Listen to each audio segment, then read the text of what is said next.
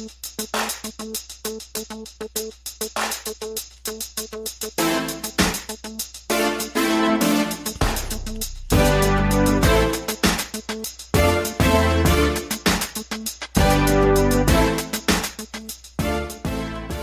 and welcome to the Black Entrepreneur Blueprint Show. I am your host, Jay Jones. Black Entrepreneur Blueprint was created specifically to educate and inspire Black entrepreneurs to launch, build, and grow successful businesses. Join us as we help build an economic power base in the Black community by promoting business ownership. If you are currently an entrepreneur or want to be an entrepreneur, we invite you to join us every week here at Black Entrepreneur Blueprint.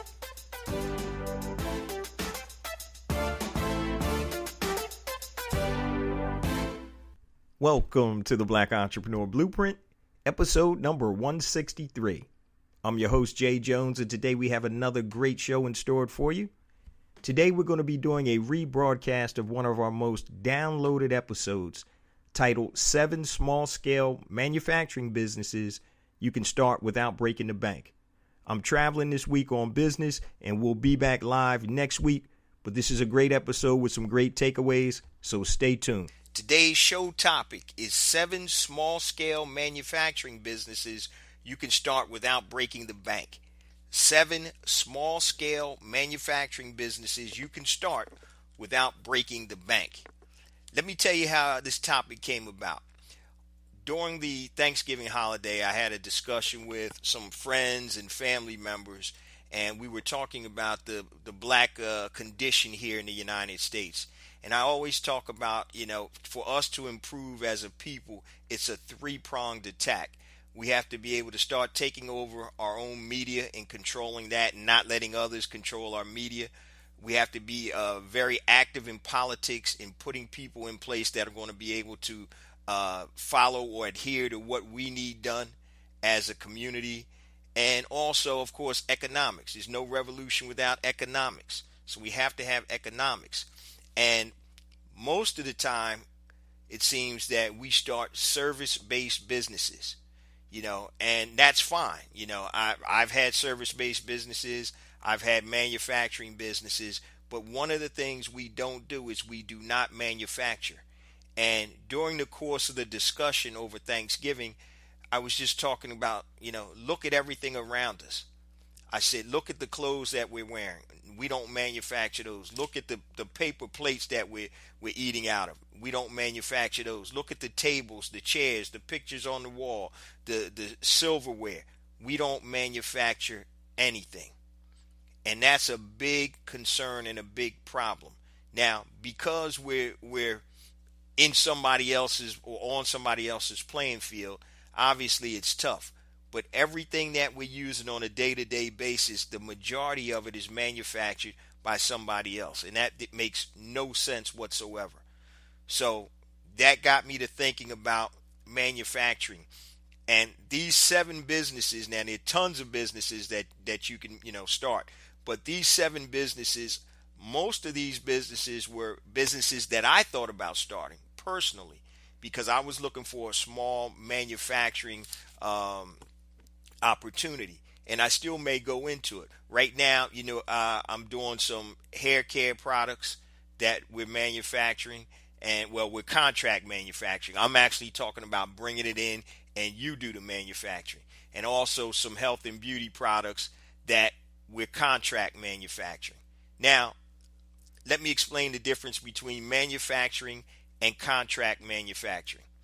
Contract manufacturing is when you go to a company who, say, manufactures plates, spoons, and bowls. That's all they do, all right? They manufacture those for all types of different companies. It could be for JCPenney's, it could be for Target, it could be for Walmart. But they are the actual manufacturing facility. And what you are is a contract manufacturer. You contract out that facility to create those bowls, plates, and spoons for you under your brand, which is private labeling. Okay? If you're the true manufacturer, you have the equipment, and then you buy the ingredients or the tools necessary to be able to produce those plates, forks, spoons, or whatever. So you'll buy the plastic, you'll melt the plastic down. This is for plastic cups or whatever. And then you mold, shape, cut the cups. So that's a true manufacturer, where they're buying the ingredients that you need for the product, but you're actually manufacturing in and on your facility. All right, so what I'm talking about is manufacturing, having the facility, bringing in the goods, that hard goods that you need to create products. And one of the reasons that we aren't able to get economies of scale when we contract manufacture is because we still have to pay a markup. Anytime you contract manufacture, that manufacturer is making money. Now you have to weigh the difference between, does it make sense for me to buy all this machinery, have the employees and the overhead to be able to manufacture, or is it easier for me to contract manufacture? And obviously, to start off, it's easier for you to contract manufacture. Okay, but if you can get into a position where you can be the manufacturer, you're bringing in the raw materials, and then you're creating the actual product, then you're taking it to another level. That's another part of the vertical that you've just taken control of. So now you're manufacturing. You can wholesale that product out to others. You can, retailers or to other wholesalers, and then you can retail that product. So manufacturing is taking control of the vertical.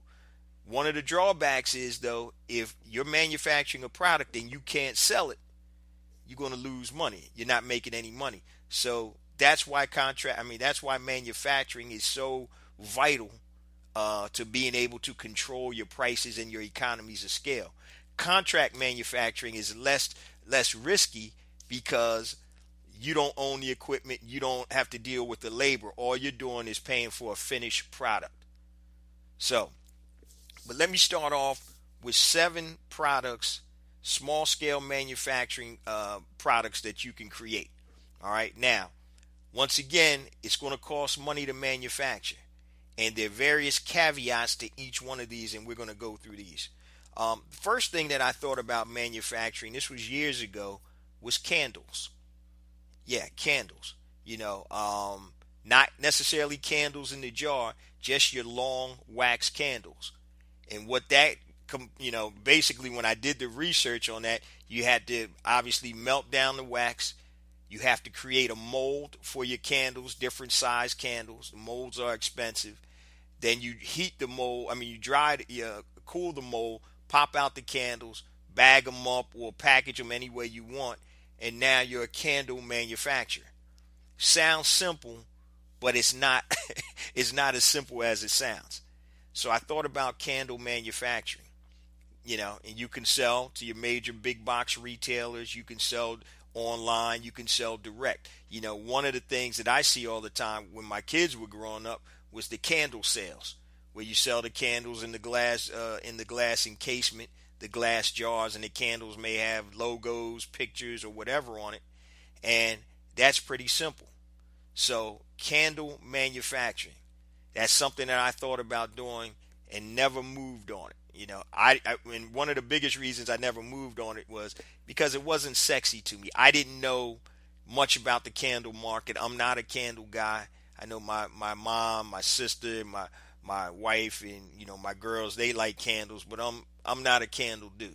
So I could care less. I like the scent when my wife does light a candle or whatever, and that's fine and dandy. But if it was up to me, I probably wouldn't buy a candle. That's just because I'm not looking for that.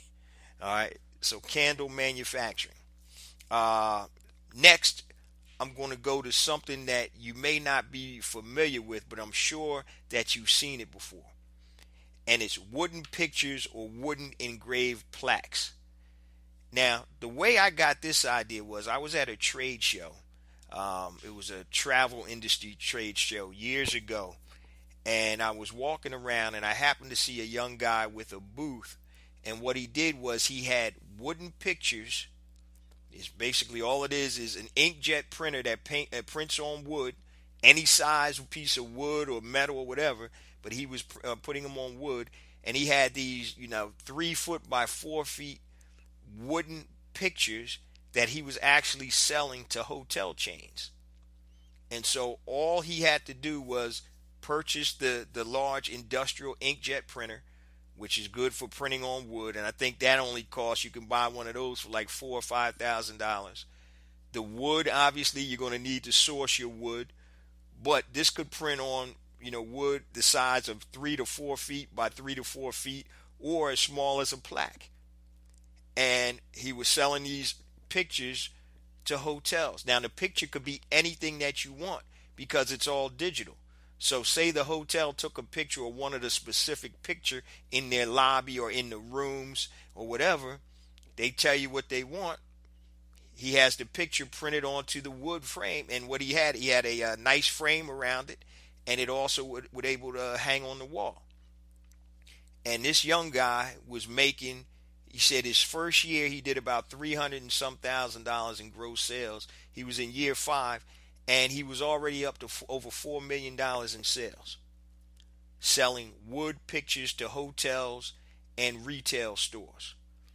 Okay, so for example, if you go to the beach, say you go on to Myrtle Beach or somewhere, and you go and you look for souvenirs, you may see a plaque that has a picture of, says Myrtle Beach with a sunset on it. Those plaques actually may sell for $14. And I can tell you exactly, last time I was at Myrtle Beach, I happened to look. Plaques sell for $14. The wood that it was on, which was probably a 10 inches long by maybe 6 inches high, that probably cost, along with the ink and the printing, probably cost him less than $1 to manufacture.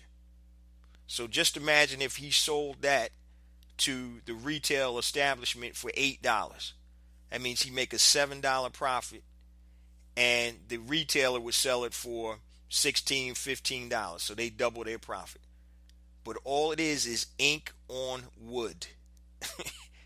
Keeping it simple, ink on wood. Just like you stick a piece of paper through a printer. He was explaining to me, and he actually showed me some videos of his workshop. That's all he was doing, and he was selling to Marriott's, Holiday Inns. He was selling to tons of hotels that wanted unique art in their hotel. Now, in addition to that, he was also doing engraved plaques. So once again, you can look at it online. You can go see, world's #1 grandma, super dad, anything like that. You can see those plaques in these novelty stores and gift shops. And all he's doing is he's taking these little pieces of wood, and he has another machine that does engraving, and it's all digital. You stick it in, and it'll print out or engrave out whatever you have on it. It could be wording, it could be a combination of words and or pictures. And he's taking something very simple, and he's actually making it into a product that people will buy. He's manufacturing wood. Not wood, but he's manufacturing pictures on wood or engraving on wood. And he had a plant, and I think he had about 7 or 8 employees, and he's doing over $4 million a year selling art to hotels and retail establishments. And that was something that I even looked at myself to get into, because I'm like, man, this is simple. You can source the wood from anywhere. Obviously you have to get it cut, or you can cut it yourself, get it pre-cut, and all you're doing is putting it under the printer. Bam. And that printer can actually print on cell phone cases. It can print on all types of different materials. It can print on metal. So you can do all types of things. And it's not like a one-pass thing. You can set it up where it prints. You can put 20, 30, 40 pieces of the same thing in there and print that out. So it was just kind of amazing to me, because I never really thought about that as a manufacturing opportunity. But after talking to this guy for about 30 minutes, I'm like, man, I can buy one of these, industrial printers and print on wood and start selling things. And I thought about starting a business like that. Never moved on it, because it's a lot of ideas that I had, but you can only move on a few things. So, wooden pictures and wooden engraved plaques. That's a big business. Hospitality, retail. I mean, you can sell online. So that's something that I thought was very interesting. And once again, guys, today's topic is 7 small scale manufacturing businesses you can start without breaking the bank. Next, hair care. Okay. Conditioners, shampoos, and creams. Things of that nature. And natural hair care is big. And my daughters and I are actually in the process, getting ready to release our own natural hair care brand shortly, probably within the next 4 to 5 months. Finally, we had to get through some trademark issues with some big manufacturer out there who thought our name would confuse other people, and obviously that wasn't the case. So we're able to move forward now with the brand. But in terms of packaging liquids, so if you're doing shampoos or conditioners, you can create your own shampoo, or you can do what a lot of companies do is they'll buy the actual formula in gallons, big gallon, not gallon, but barrels, all types of barrels. So it could be a 50-gallon barrel. And what they do is then they have a machine that does the bottling, filling, capping, and the labeling. So for example, I have a hair serum, and I also have a thermal protector for flat irons for women's hair. And I use a contract manufacturer in Florida. What they do is they bring in the raw materials, they bring in the bottles, they bring in the caps, they print the labels out. And what they do is they created my formula. Well, it was basically my girl's formula because I knew nothing about that. They created a formula. They made the formula. They bought the ingredients in for the formula, created the formula, mixed it up, and then they started putting it through the machinery, which was the bottling machinery, which does the filling, capping, and the labeling. And when it's done, it comes out, and then they wrap it. So if you sell on Amazon, you need to have like a silicone wrap or a second protectant to make sure that the bottle doesn't leak. And so in the machinery, I looked at it when I went to the manufacturer, and I looked at it, I'm like, man, this machinery isn't tough at all. It's not that expensive. It may cost $15,000. Now, that's not a drop in the bucket, but for manufacturing, it's not bad at all. Now, of course, you have to have people to run that manufacturing. But so the hair care and anything that is a liquid, it works the same way. All right. So it could be, and what else I'm going to talk about is cleaning products. So say you're creating your brand of organic or natural cleaning products. Okay. All you need to do is go to a formulation company or create your own formula, have that formula, done. And then all you have to do is bottle it, fill it, cap it, label it, package it up in boxes, and you've got a manufacturing facility. Okay? Once again, contract manufacturing is when a manufacturer does everything for you and ships you the finished product. All they do is bring in the raw materials. Okay? So for example, with my hair serum, it has all types of natural oils, jojoba, chia seed, all types of natural oils in it. So they bring and source those. They do my formulation, and then they, fill, cap, label, and they bottle the product.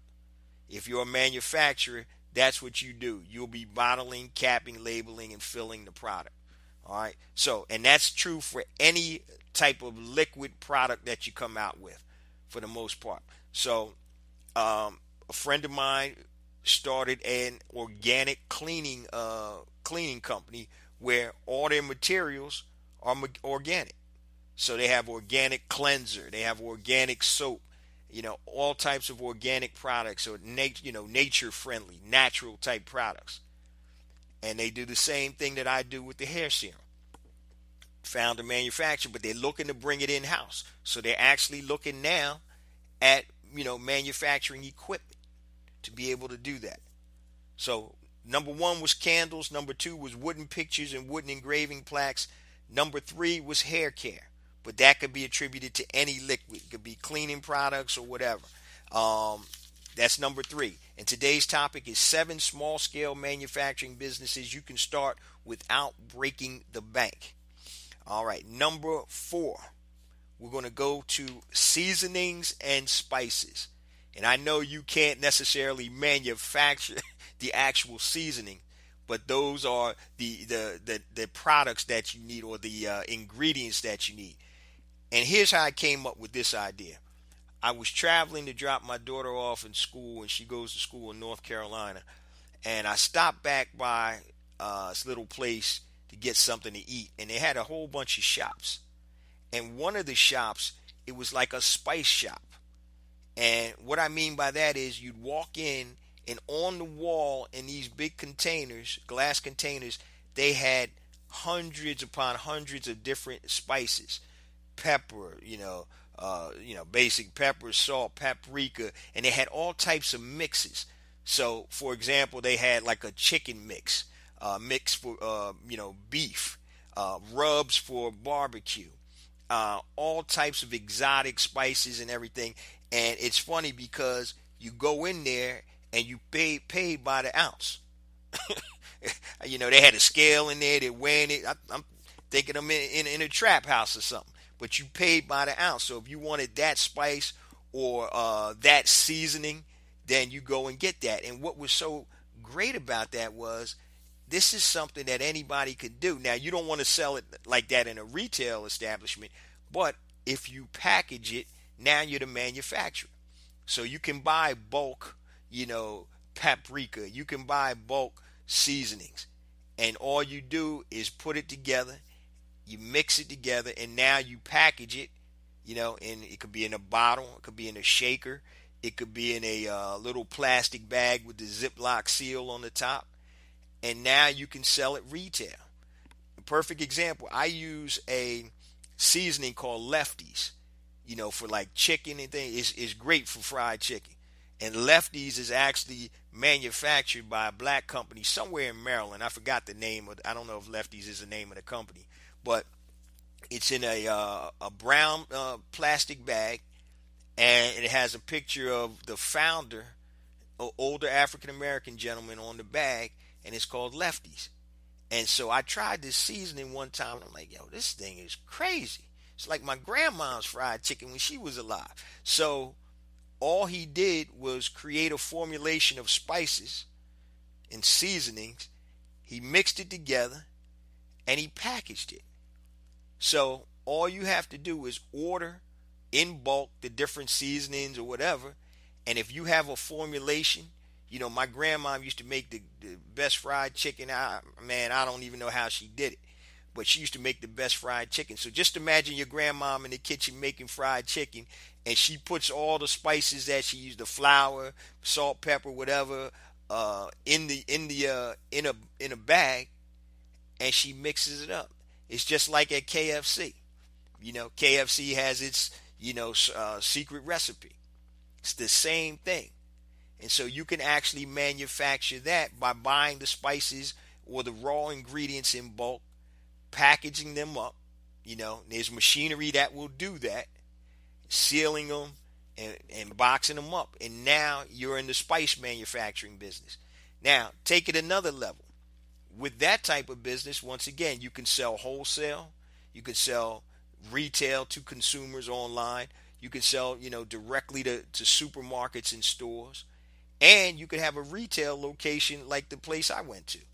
Like I said, it blew my mind because I'd never seen that before. And I'm sure they're around, but that's something that I really don't look for. And I was talking to the owner, and I was like, have you ever thought about going into malls during Christmas season? I mean, it's crazy because I spent, a lot more money for that seasoning than I would something off the shelf. But everything was fresh. You had great variety of different products on there, and you had very educated people that were working in the store that could tell you things. What's good for fish, what's good for chicken, what's good for ribs, and they would give you suggestions, and it was a great experience.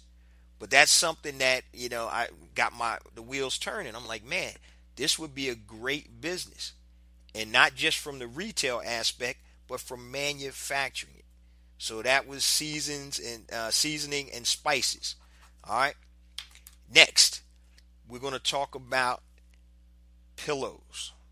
And I know you guys probably heard my story about the bamboo pillow dealership that I had.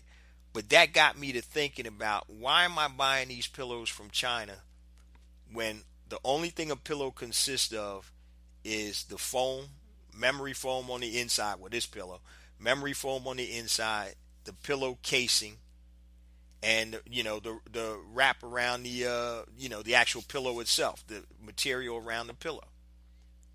So I started thinking, I'm like, man, we're retailing this quote unquote bamboo pillow for $49, $59. And really, if you break down its essence, it's fabric, memory foam, and some stitching along with a bamboo cover, pillowcase.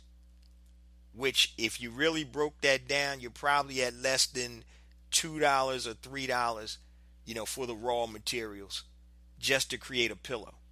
So I started thinking about, wow, can I hire a sewing shop, a contract sewing shop to do my pillows, or can I create a sewing facility where I manufacture my own pillows?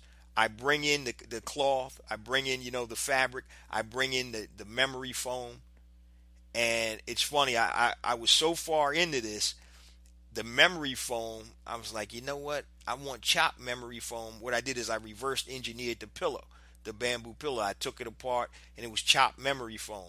So I found a manufacturer of memory foam, and I found an actual machine that chops the memory foam. You drop it in and it's like a blender and it shoots it out. And so that's how you manufacture a pillow. If you ever heard of or seen the commercial or the ad for My Pillow, that's exactly what they do. They manufacture here in the States. Now, I've had one and I don't like it, but a lot of people swear by it. But what he does, all he's doing is sewing the fabric, he's stuffing the pillow, and he's sewing the pillowcase or putting the pillowcase on. Very simple. But a good pillow, is going to cost a decent amount.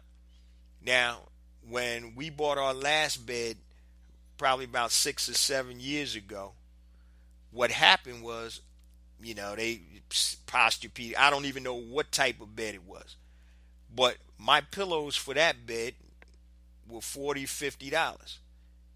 That's my wife's doing right there. I wouldn't have spent that much for the pillow, but I'm like, there's a ton of markup in pillows, so it's funny. That's a manufacturing opportunity that's out there. And really, once again, it's fabric. It's it could be cotton inside or whatever you want to stuff your pillows with, memory foam, feather, whatever. And it's a pillowcase. Very simple manufacturing process. All right, that was number 4. Number 5. No, actually, that was number 5. Number 6, I believe is 6, is headbands. Yes, I said headbands. And I'm going to tell you why I said headbands. Headbands, with my daughters being athletes, they wear headbands a lot. Pull their hair back. They wear headbands to keep the sweat out their eyes. Field hockey, soccer, and all of that good stuff. So I started looking at the cost of these headbands when we go to some of these shows or like big AAU tournaments for field hockey. These headbands, which are really no different than anything else, $14, $15 for a piece of elastic fabric with a logo on it, or with a saying on it, or with a brand on it. And I was like, this doesn't make any sense. The Nike headbands that they wear, I think they cost us $20 a piece, because we got them with their school colors on. And I'm like, this is crazy. It's a piece of fabric. A piece of fabric. And once again, same thing as you do with the pillows. You source the fabric, you sew the fabric, the headband, and you might want to have some elasticity to the headband, obviously. You sew it, and now you market it.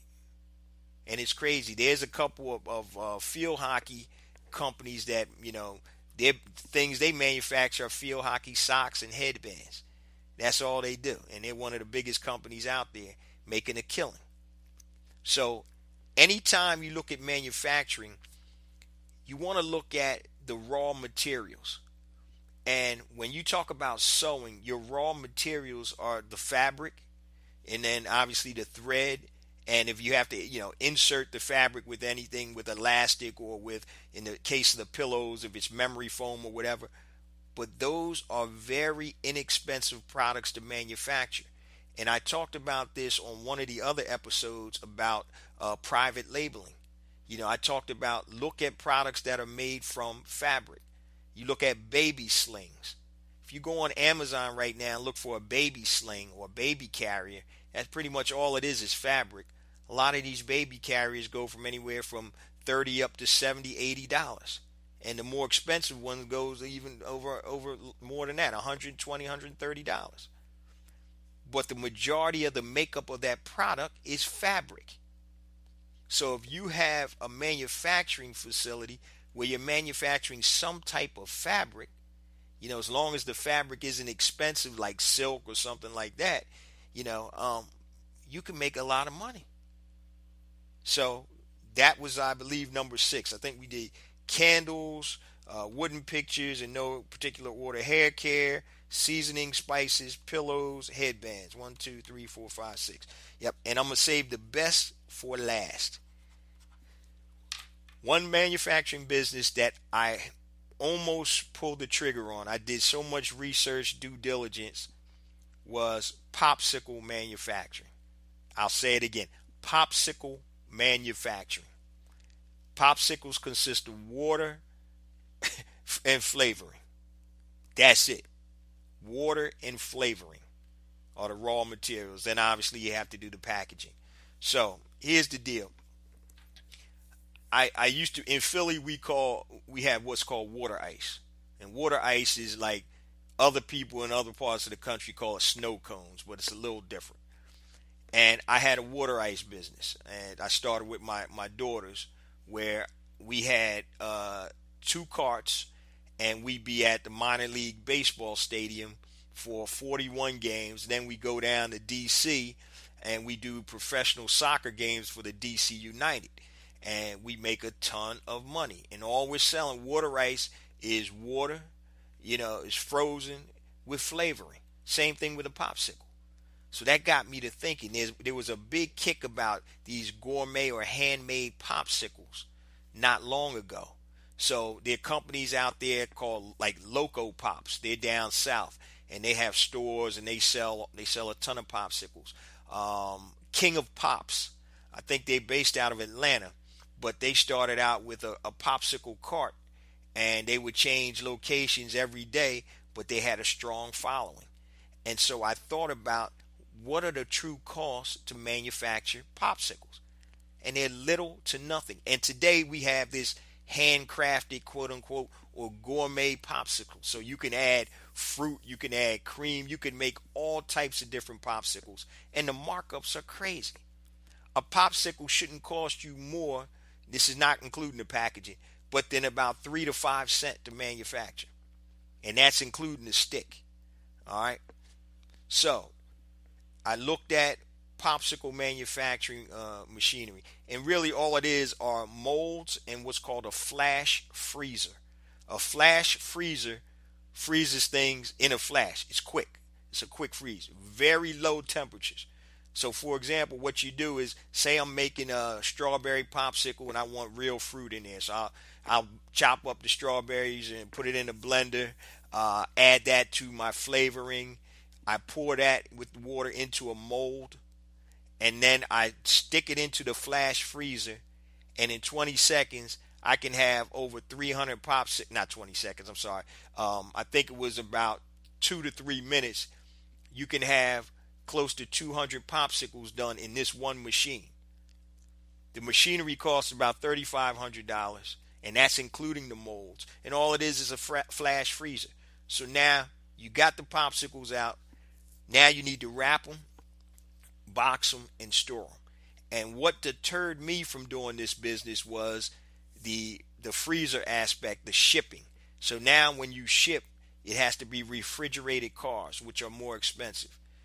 If I try to sell to supermarkets, once again, or whatever, refrigerated cars, refrigerated transportation. And that's the biggest thing that really took me out of that game. Because I had gone and looked at machinery, had a business plan, and I was actually going to do it. There was a store in Philly that sold gourmet popsicles. This was several years ago. And during the summertime, the lines would be around the corner, killing them, charging $5, $6, $7 for a popsicle. All in that may cost, with the packaging, may cost you 25 cents, if that, depending upon your packaging. If you're very, basic with your packaging, just a clear sleeve, maybe your company's logo on it, that may run you a penny to 2 pennies. The popsicle stick, and the boxing if you're selling boxes to retail locations.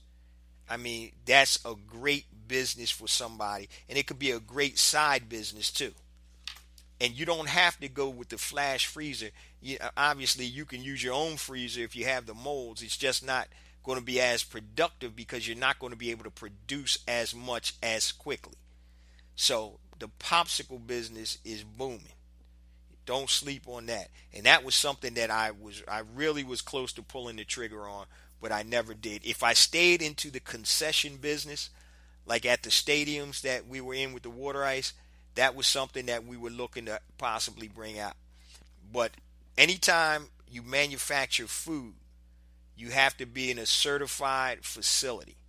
So if you're going to sell retail, you can't create this stuff or bake cakes or cook ribs or do popsicles in your house and sell them commercially. So it has to be done in a commercial kitchen, which has certain specifications that need to be met, and that's approved commercial grade, making sure it's sanitary, things of that nature. And nowadays they have many commercial kitchens available to entrepreneurs. So if you just Google commercial kitchens in your area, you'll probably find a place where you can go rent time to produce or manufacture any food item that you want. So those are my 7 small scale manufacturing businesses you can start without breaking the bank. We had candles, we had wooden pictures and wooden engraving, we had hair care products, popsicles, seasonings and spices, pillows, and headbands or baby slings, anything that had to do with material. So that's just giving you an idea, guys. And once again, there are hundreds of more manufacturing ideas. I was just thinking about ways to start a small manufacturing business that wouldn't be overwhelming and didn't cost a lot of money to start. And right now I'm working on the hair care products, but I'm using contract manufacturing. Eventually, I'd love to be able to move into manufacturing myself. I'd have somebody, after we create the formulation, I'd have a company formulate the mix, formulate the product, bring it in barrels, and then I'd take it from there. I'd have the barrels, and then I'd start doing the bottling, filling, capping, and labeling, and then producing my own stuff. So, and once again, for that business, you need to buy bottles. You're not going to manufacture the bottles that your hair care products or your, cleaning, products go in. So you don't want everything is not going to be raw. So your main product is what you want to manufacture. Just like with my hair care products now, they outsource and they buy the bottles. Okay, well, I buy the bottles actually, and it's sent to the manufacturer. They create the formulation and they do the filling, capping, and the labeling and the bottling. But we need to start as a people, guys. We need to start looking at manufacturing. Manufacturing. That's where it's at. That's where you control it. Contract manufacturing is a great way to start. Contracting out with a company that already manufactures it. Another thing before I forget, I looked at, I'm big on, I like barbecue sauce. So I like to cook ribs and, barbecue chicken and all that stuff.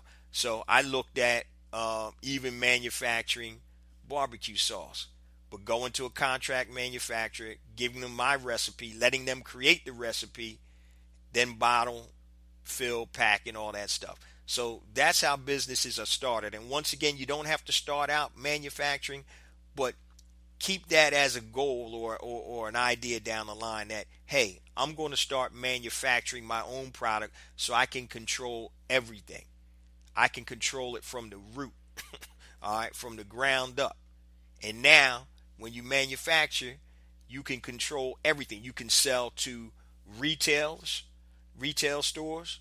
You can sell wholesale to distributors. You can sell direct to consumer through the internet.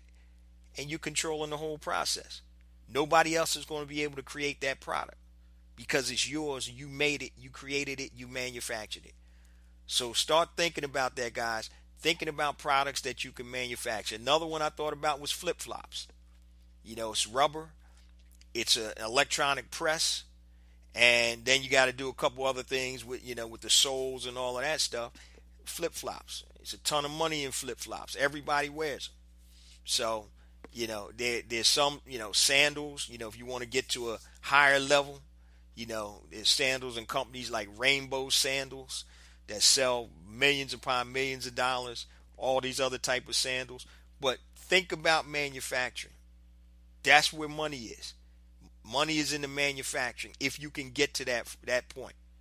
That's today's episode, guys. 7 small-scale manufacturing businesses you can start without breaking the bank. I hope you got some good information from that episode. I will be back live and in living color next week. But before that, if you need to connect with me, you can email me at jayjones@blackentrepreneurblueprint.com. JAYJONES @blackentrepreneurblueprint.com. Facebook, Black Entrepreneur Blueprint. Twitter, jjones001. Instagram, jjones4real. The number 4, REAL. Please continue to spread the word, guys. I know I say it every week, but every week we have more and more downloads. And it's crazy because I know it's the summer and it's the not holiday season, but it's the travel and vacation season. And we're still growing by leaps and bounds every episode. And I attribute that to the Black Entrepreneur Blueprint family. Please continue to spread the word to your network, your social media, you know, Twitter, whatever you want to do. Please spread the word about the podcast and the blog. I love you guys. I'll see you same time next week. Peace.